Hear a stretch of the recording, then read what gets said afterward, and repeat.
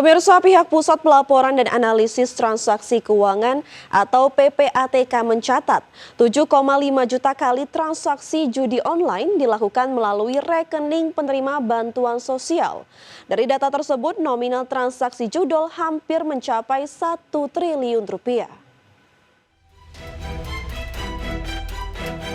Pihak Pusat Pelaporan dan Analisis Transaksi Keuangan atau PPATK mencatat 7,5 juta kali transaksi judi online dilakukan melalui rekening penerima bantuan sosial. Nominalnya mencapai hampir 1 triliun rupiah.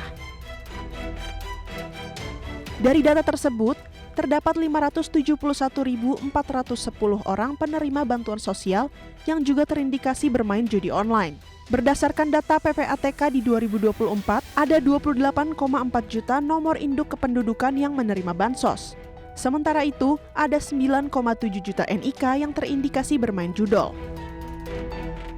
Ketua Tim Humas PPATK, M. Natsir Kongah menilai, hal tersebut bukan lagi penyimpangan administratif, melainkan termasuk penyalahgunaan sistem bantuan negara untuk aktivitas ilegal. Jakarta, Tim Liputan IDX Channel. Indonesia tetap kena tarif resiprokal dari Amerika Serikat sebanyak 32%. Hal ini disampaikan oleh Presiden Amerika Serikat Donald Trump melalui surat kepada Presiden Prabowo Subianto. Dalam surat yang diunggah di akun Truth Social, Trump mengatakan tarif tersebut jauh lebih rendah daripada defisit yang dialami Amerika Serikat dalam perdagangan dengan Indonesia. Dalam surat itu, Trump menambahkan barang yang dikirim ulang untuk menghindari tarif yang lebih tinggi akan dikenakan tarif yang lebih tinggi tersebut. Trump berpesan agar Indonesia jangan menaikkan tarif juga dengan pemberian tarif 32% ini.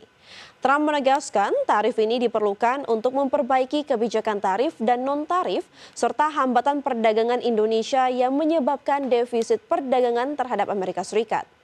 Adapun tarif baru ini akan berlaku mulai 1 Agustus mendatang.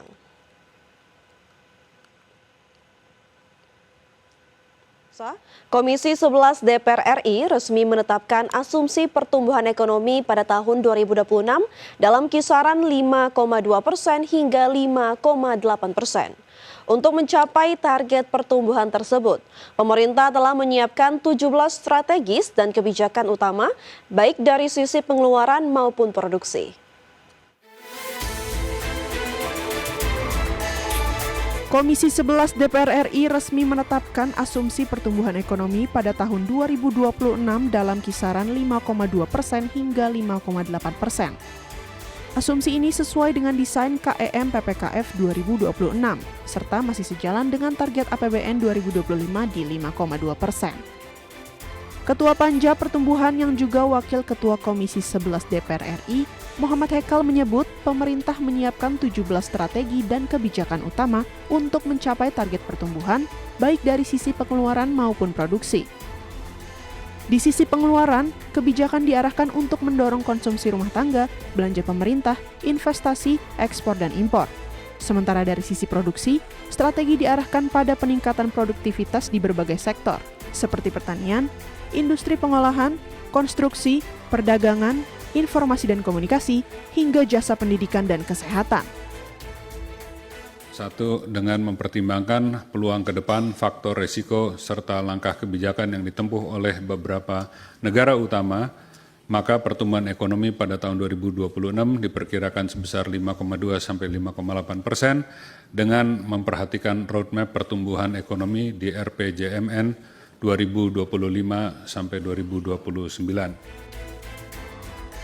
Untuk mewujudkan target pertumbuhan ekonomi di 2026, pemerintah juga menekankan pentingnya pertumbuhan ekonomi daerah.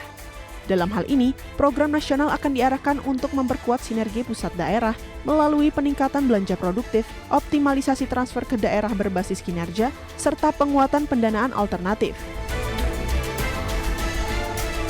Jakarta, Tim Liputan IDX Channel. Selain pertumbuhan ekonomi, Komisi 11 dan pemerintah sepakati sejumlah asumsi makro dalam KEM PPKF 2026. Asumsi-asumsi makro ini nantinya akan menjadi dasar bagi penyusunan nota keuangan dan RAPBN tahun anggaran 2026. Komisi 11 DPR RI resmi menetapkan asumsi pertumbuhan ekonomi 2026 dalam kisaran 5,2% hingga 5,8%. Asumsi ini sesuai dengan desain KEM PPKF 2026, serta masih sejalan dengan target APBN 2025 di 5,2%. Selain pertumbuhan ekonomi, Komisi 11 dan pemerintah juga menetapkan asumsi inflasi 2026 pada kisaran 1,5 hingga 3,5%. Sementara tingkat suku bunga surat berharga negara 10 tahun diperkirakan stabil pada kisaran 6,6% hingga 7,2%, tidak berubah dari KEM PPKF 2026. Serta asumsi nilai tukar rupiah tahun 2026 di rentang 16.500 hingga 16.900 rupiah per dolar Amerika.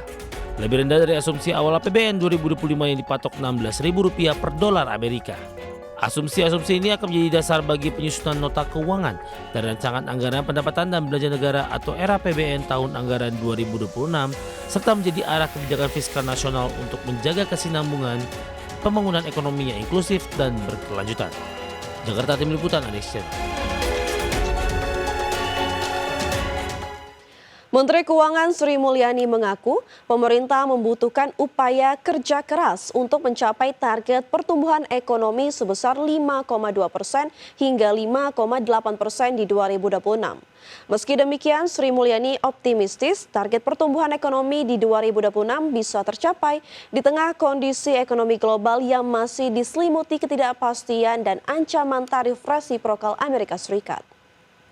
5,2 hingga 5,8% untuk proyeksi 2026 tentu akan dibutuhkan upaya sangat keras untuk bisa mencapai target dan proyeksi pertumbuhan tersebut. Telah disampaikan di dalam panja tadi berbagai langkah kebijakan baik dari sisi agregat demand maupun agregat supply dan kami nanti akan menuangkan di dalam nota.